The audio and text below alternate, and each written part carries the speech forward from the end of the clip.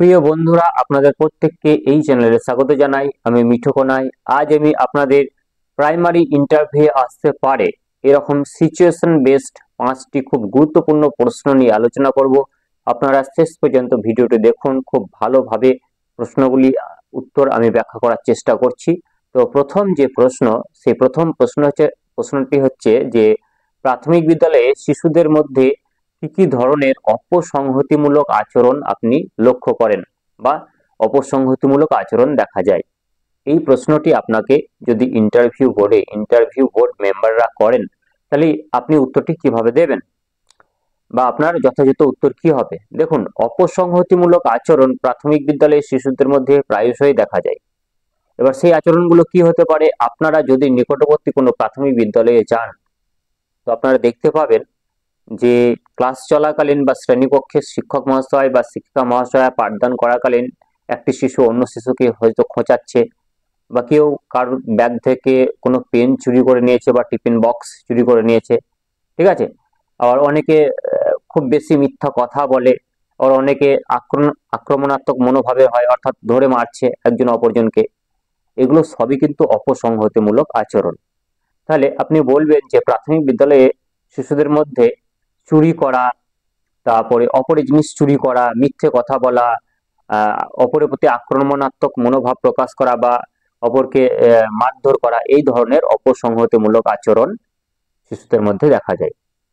এখন আপনাকে আরেকটি কোশ্চেন করতে পারে যে আপনি তাহলে কিভাবে শিশুদের মধ্যে থাকা এই অপসংহতিমূলক আচরণের মোকাবিলা করবেন। তো আপনি বলবেন যে একজন প্রাথমিকের শিক্ষক বা শিক্ষিকা হিসাবে আমার দায়িত্ব হলো প্রতিটি শিশুকে সমান নজর দেওয়া এবং প্রতিটি শিশু যাতে বিনা বাধায় সুন্দরভাবে শিক্ষা গ্রহণ করতে পারে, তার জন্য শ্রেণীকক্ষের পরিবেশকে সুশৃঙ্খল করা এবং এই শ্রেণীকক্ষের পরিবেশকে পাঠদানের উপযোগী এবং সুশৃঙ্খল করার জন্য দু একটি শিশু যদি অপসংহতিমূলক আচরণের সে যে আচরণ প্রদর্শন করে, সেক্ষেত্রে আমি তাদের সেই অপসংহতিমূলক আচরণের কারণ নির্ণয় করার চেষ্টা করব। যেমন কোনো একটি শিশু যদি চুরি করে, তার চুরি করার কারণ তার কাছ থেকে জানতে চাইবো এবং চুরি করার যে কুফল সেটা তাকে বোঝাবো এবং নৈতিকতার জ্ঞান তাদেরকে দেব। এইভাবে শিশুদের মধ্যে যদি নৈতিকতার জ্ঞান দেওয়া যায়, তাদেরকে যদি সুশৃঙ্খল করা যায়, তাহলে কিন্তু ধীরে ধীরে তাদের মধ্যে মিথ্যা কথা বলা, চুরি করা বা অপরকে মারধর করা, এই ধরনের অপসংহতিমূলক আচরণ থেকে শিশুরা আস্তে আস্তে বাইরে বেরিয়ে আসবে এবং তারা সুশৃঙ্খল হবে এবং সুন্দরভাবে শ্রেণীকক্ষে বসে পাঠদান গ্রহণ করবে। এটা ছিল প্রথম প্রশ্ন। তো চলুন আমরা দ্বিতীয় প্রশ্নতে চলে আসি। তো এখানে দ্বিতীয় খুব গুরুত্বপূর্ণ একটি প্রশ্ন, যে শ্রেণীকক্ষের দুটি শিশু যদি একই বেঞ্চের ফার্স্ট বেঞ্চের একই জায়গায় বসার জন্য যদি দুজনে বচসা করে বা ঝগড়া করে, সেক্ষেত্রে আপনি কিভাবে তাদের নিয়ন্ত্রণ করবেন। দেখুন, শিশুদের একটি সহজাত একটা প্রবৃত্তি যে তারা সব সময় নিজেকে প্রতিষ্ঠা করতে চায় বা নিজেকে বড় দেখাতে চায় বা নিজের যে স্বার্থ, সে স্বার্থ তারা রক্ষা করতে চায়। তার জন্য তারা ওই প্রথম বেঞ্চের প্রথম জায়গায় বসার জন্য প্রায়শই যুদ্ধ করে বা লড়াই করে। বা ধরুন একটা নির্দিষ্ট জায়গায় একটা শিশু বসে প্রতিদিন, অন্য শিশু যদি সেই জায়গায় এসে বসতে চায় তাহলে কিন্তু তাকে বাধা দেয়। তাহলে এই সমস্যার সমাধানের জন্য আপনি অবশ্যই শিশুদের যে উচ্চতা, সেই উচ্চতাটা আপনি লক্ষ্য করবেন এবং যারা উচ্চতায় কম অর্থাৎ ছোট, তাদেরকে প্রথম দিকে বসাবেন এবং যারা উচ্চতায় বেশি যাদের উচ্চতা বেশি, সে সমস্ত শিশুদের পেছনের দিকে বসাবেন। তার ফলে কি হবে? তার ফলে কম উচ্চতার শিশুরা সামনে বসলে পেছনে যাদের উচ্চতা বেশি তারা খুব সুন্দরভাবে আপনার বোর্ডের পড়া বুঝতে পারবে, লেখা দেখতে পাবে এবং আপনাকে সুন্দরভাবে অনুসরণ করতে পারবে। তার জন্য প্রথমে আপনার শ্রেণীকক্ষে ঢুকে এটা হবে যে শিশুদের ঝগড়াটা প্রথমে থামানোর চেষ্টা করবেন এবং তাদেরকে সুন্দরভাবে বোঝাবেন যে যারা উচ্চতায় ছোট রয়েছে তারা প্রথমে বসো এবং যারা বড় রয়েছে তারা পেছনের দিকে বসো। তার ফলে কি হবে? সবাই আমরা সুন্দরভাবে বোর্ডের লেখা দেখতে পাবো এবং পড়াশোনা বুঝতে পারবো। এভাবে যদি আপনি শিশুদেরকে বোঝান, তাহলে শিশুরা বুঝবে এবং তাদেরকে আপনি সুন্দরভাবে উচ্চতা অনুসারে বসিয়ে শ্রেণীকক্ষে পাঠদান চালিয়ে নিয়ে যেতে পারবেন। এইভাবে আপনি সমস্যার সমাধান করতে পারেন এবং উত্তরটা এইভাবে আপনি সাজিয়ে গুছিয়ে দেবেন। নেক্সট আরেকটি খুব গুরুত্বপূর্ণ প্রশ্ন, শিশুদের ভালো কাজের জন্য পুরস্কার করার নীতি আপনি কি সমর্থন করেন? যদি সমর্থন করেন, কতটা করেন?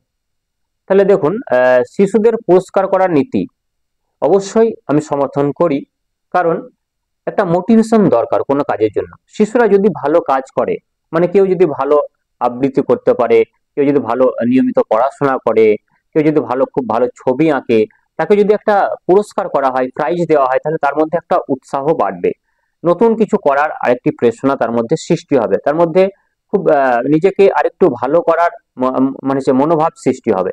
তাহলে আপনি বলবেন যে হ্যাঁ স্যার, পুরস্কার করার নীতি আমি সমর্থন করি, কারণ একজন শিশু যদি ভালো কিছু করে তাহলে তাকে পুরস্কার করলে তার মোটিভেশন বেড়ে যায় এবং তার দেখে অন্যান্য আর 5টি ছেলে মেয়ে তার মতো ভালো হওয়ার চেষ্টা করে। তার জন্য পুরস্কার করার নীতিকে আমি সমর্থন করি এবং সেই সঙ্গে পুরস্কার দেওয়ার নীতিকে সমর্থন করার সঙ্গে সঙ্গে এটাও আমাদের খেয়াল রাখতে হবে যে সবাই ভালো করতে গিয়ে বা সবাই ক্লাসে প্রথম হতে গিয়ে যাতে একে অপরের সঙ্গে মানে সেই যে প্রতিযোগিতামূলক মনোভাব থাকার সত্ত্বেও একে অপরের সঙ্গে যাতে বিদ্বেষপূর্ণ মনোভাব যাতে তাদের মধ্যে গড়ে না ওঠে, হিংসার মনোভাব তাদের মধ্যে যাতে গড়ে না ওঠে এবং সেই সঙ্গে শিশুদের মধ্যে যাতে সৌভ্রাতৃত্ব বোধ জন্মায়, সহযোগিতা এবং সহমর্মিতা বোধ জন্মায়, সেদিকেও আমি খেয়াল রাখবো। জাস্ট এইভাবে আপনি বলবেন। নেক্সট আরেকটি খুব গুরুত্বপূর্ণ প্রশ্ন, প্রাথমিক শিক্ষার ক্ষেত্রে ঈশ্বরচন্দ্র বিদ্যাসাগরের অবদান সংক্ষেপে বলুন। তার অবদান প্রাথমিক শিক্ষার ক্ষেত্রে অপরিসীম। তিনি মাতৃভাষার উপর মানে সে অধিক গুরুত্ব দিয়েছিলেন প্রাথমিক শিক্ষার ক্ষেত্রে প্রথমত। দ্বিতীয়ত হচ্ছে তিনি শিশুদের জন্য বর্ণ পরিচয়, বোধোদয়, কথামালা এই গুরুত্বপূর্ণ বইগুলি লিখেছেন, ঠিক আছে, এবং তিনি নারী শিক্ষার উপর জোর দিয়েছেন এবং শিক্ষকদের প্রশিক্ষণের উপর জোর দিয়েছেন। এগুলি হলো ঈশ্বরচন্দ্র বিদ্যাসাগরের অবদান। নেক্সট আরেকটি খুব গুরুত্বপূর্ণ প্রশ্ন, প্রাথমিক শিক্ষায় একজন শিক্ষক বা শিক্ষিকার সঙ্গে শিক্ষার্থীদের সম্পর্ক কেমন হওয়া উচিত? খুব গুরুত্বপূর্ণ একটি প্রশ্ন। তো আপনারা খুব সুন্দরভাবে উত্তরটা সাজিয়ে গুছিয়ে দিতে পারবেন। তো আমি জেনারেল খুব সাধারণ একটা উত্তর দেই, যেটা হচ্ছে যে একজন শিক্ষক বা শিক্ষিকা শুধুমাত্র যে শিশুদের জ্ঞান দান করবেন তাই নয়, তিনি শিশুদের হাসি কান্না সুখ দুঃখ সমস্ত কিছুর একটা সঙ্গী হবেন, মানে আদর্শ সঙ্গী হবেন। তার জন্য তিনি শিশুদের মাতৃস্নেহে বা পিতৃস্নেহে তাদেরকে বড় করবেন, আদর করবেন, শাসন করবেন, শিক্ষা দান করবেন এবং তাদের সঙ্গে বন্ধুর মতো মিশবেন এবং তাদের বিপদে আপদে বিভিন্ন সমস্যায় তিনি পথ দেখাবেন। তাহলে প্রাথমিক শিক্ষার ক্ষেত্রে বা উচ্চ প্রাথমিক শিক্ষার ক্ষেত্রে একজন শিশুর সঙ্গে বা একজন শিক্ষার্থীর সঙ্গে শিক্ষক বা শিক্ষিকার সম্পর্ক হবে মধুর, বন্ধুত্বপূর্ণ, অর্থাৎ ফ্রেন্ড, ফিলোসফার এবং গাইড, এই ভূমিকা শিক্ষক বা শিক্ষিকা পালন করবেন। তো প্রিয় বন্ধুরা, এই 5টি প্রশ্ন ছিল আজকের সেটের মধ্যে, 15 নম্বর সেটের মধ্যে, এবং বাকি সেটের প্রশ্নর উত্তরগুলো ব্যাখ্যা করা হয়েছে এবং কিছু কিছু সেটের প্রশ্ন উত্তর এখনো ব্যাখ্যা করা হয়নি। আপনাদের জন্য ধীরে ধীরে আমি ভিডিও আনতে চলেছি, আপনারা কাইন্ডলি বাকি ভিডিওগুলো অবশ্যই দেখবেন। এবং খুব গুরুত্বপূর্ণ একটি ঘোষণা যে যারা চ্যানেলে প্রথম রয়েছেন এবং যারা চ্যানেল সাবস্ক্রাইব করে রয়েছেন তাদের জন্য খুব গুরুত্বপূর্ণ দুটি পুস্তক আমি লিখেছি। প্রথম পুস্তকটা হচ্ছে যে primary and upper primary interview booster, খুব গুরুত্বপূর্ণ একটি বই। এই বইটি আপনারা সরাসরি ফ্লিপকার্ট থেকে ক্যাশ অন ডেলিভারি অর্ডার করতে পারেন, অথবা আমাকে হোয়াটসঅ্যাপে আপনার নাম এবং ঠিকানা যদি পাঠিয়ে দেন তাহলে আপনি বইটি স্পিড পোস্টের মাধ্যমে বাড়িতে পেয়ে যাবেন। সেক্ষেত্রে আপনাদের মানে যে বইটির দাম অনেকটা কম হবে, ফ্লিপকার্টে যা দাম তার থেকে 40 থেকে 50 টাকা কম হবে। সরাসরি যদি আমার ওয়েবসাইট থেকে আপনারা নেন বা হোয়াটসঅ্যাপে আপনার নাম ঠিকানা লিখে পাঠান, সেক্ষেত্রে ওয়েবসাইটের লিঙ্ক পেয়ে যাবেন আমার এই ইউটিউব চ্যানেলের ডেসক্রিপশন বক্স থেকে। সেখানে আপনার নাম এবং ফুল অ্যাড্রেস দিয়ে বইটি অর্ডার করতে পারেন এবং সেখানে পেমেন্ট করতে পারেন, অথবা আমাকে হোয়াটসঅ্যাপে আপনার নাম এবং ফুল অ্যাড্রেস পাঠাবেন এবং ফোনপে অথবা গুগল পেতে পেমেন্ট করবেন। আপনাকে বইটি 7 দিনের মধ্যে আপনার বাড়িতে স্পিড পোস্টের মাধ্যমে পৌঁছে দেওয়া হবে। এটা হচ্ছে প্রথম বই, primary and upper primary interview booster, খুব গুরুত্বপূর্ণ টপিক রয়েছে এবং এই বইয়ের সূচিপত্র পেতে চাইলে অবশ্যই আমাকে স্ক্রিনে দেওয়া হোয়াটসঅ্যাপ নাম্বারে হোয়াটসঅ্যাপ করবেন। নেক্সট আরেকটি খুব গুরুত্বপূর্ণ বই যেটা হচ্ছে যে art of teaching, demo teaching এর একটি ব্রহ্মাস্ত্র পুস্তক। আমরা জানি যে প্রাইমারি ইন্টারভিউয়ে ভাইভাতে থাকে 5 নম্বর এবং ডেমোতে থাকে 5 নম্বর। আপনি ডেমোর উপর বেশি জোর দেবেন, কারণ ডেমোতে যদি আপনি 4 বা 5 পেয়ে যান তাহলে আপনার ভাইভাতে 3-4 পেলেই চলে যাবে, মোটামুটি 7-8 হয়ে যাবে। আর 7-8 হয়ে গেলে আপনার কিন্তু একটা সেফ জোনে চলে যাবেন। তার জন্য ডেমোর উপর জোর দেবেন। ডেমোটা যদি আপনার ভালো হয় তাহলে ইন্টারভিউয়ারও অনেক স্যাটিসফাইড হয় এবং তারা আপনাকে মোটামুটির উপর একটা প্রশ্ন ধরে ছেড়ে দেয়। সুতরাং ডেমোটা আপনাকে ভালো দিতে হবে। আর ডেমো যদি ভালো দিতে চান তার জন্য যে গুরুত্বপূর্ণ টিপস, টেকনিক, স্ট্র্যাটেজি এবং আমার 8 বছরের শিক্ষকতা জীবনের যে শিক্ষকতার অভিজ্ঞতা এবং ছেলেমেয়েদের সঙ্গে প্রাণ খুলে শ্রেণীকক্ষে যে পড়ানো, তার যে টেকনিক, সমস্ত টেকনিকগুলো আমি কিভাবে অ্যাপ্লাই করি সেগুলো খুব সুন্দরভাবে আর্ট অফ টিচিং এই বইটির মধ্যে ব্যাখ্যা করা রয়েছে। এবং যারা ডিএলএড করছেন বা বিএড করছেন, যাদের মাইক্রো টিচিং দরকার, ম্যাক্রো টিচিং লেসন প্ল্যান দরকার, এবং কিভাবে আমরা কোন পদ্ধতি অ্যাপ্লাই করব সে সমস্ত পদ্ধতিগুলো জানা দরকার, সমস্ত জিনিস কিন্তু এই বইটার মধ্যে রয়েছে। এই বইটার মধ্যে আরো গুরুত্বপূর্ণ টপিক রয়েছে, যেমন হচ্ছে যে হলিস্টিক ডেভেলপমেন্ট, সিআরসি অর্থাৎ কিউমুলেটিভ রেকর্ড কার্ড, তারপরে ধরুন রয়েছে বালা, রয়েছে পিকক মডেল, রয়েছে এ ধরনের খুব গুরুত্বপূর্ণ বিষয়ের উপর ডিটেলস নোট রয়েছে। এখান থেকেও আপনাকে ইন্টারভিউ প্রশ্ন করা হতে পারে।